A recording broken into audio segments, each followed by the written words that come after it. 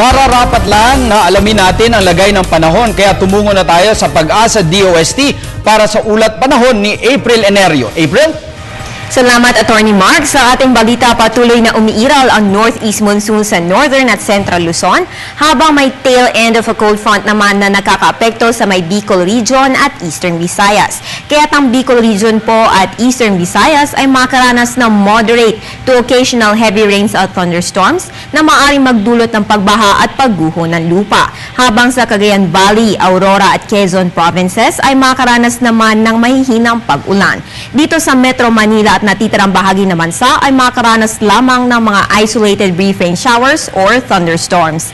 Ayon kay Pag-asa weather forecaster Alzar Aurelio ay wala tayo na monitor na weather in the next 3 days. Kaugnay pa rin ng northeast monsoon, nakataas pa rin po ang gale warning sa seaboard sa northern at central Luzon. Sa mga baybayin po yan ng Batanes, Calayan, Babuyan, Cagayan, Isabela, Ilocos provinces, La Union, Pangasinan, Zambales at Bataan. At sa eastern seaboards ng southern Luzon at eastern Visayas, sa mga probinsya naman po yan ng Aurora, Camarines, Catanduanes, eastern coast ng Albay, eastern coast ng Sorsogon at eastern coast ng Quezon kasama ng Ampolillo Island at sa eastern coast ng Samar.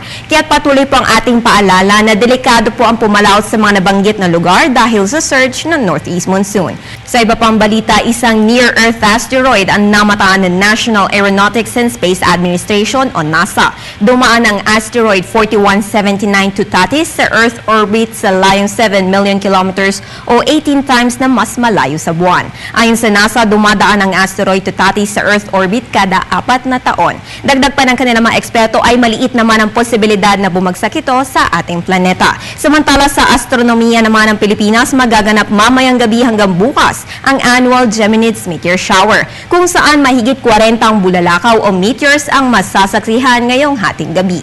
Ayon sa Pag-asa, makikita ito sa Dakong Silangan sa may bandang Gemini Constellation. So again, mamayang hating gabi po yan hanggang madaling araw ng December 14, pwede nyong antabayanan ang annual Geminids Meteor Showers. At yan ang latest mula dito sa Pag-asa DOST.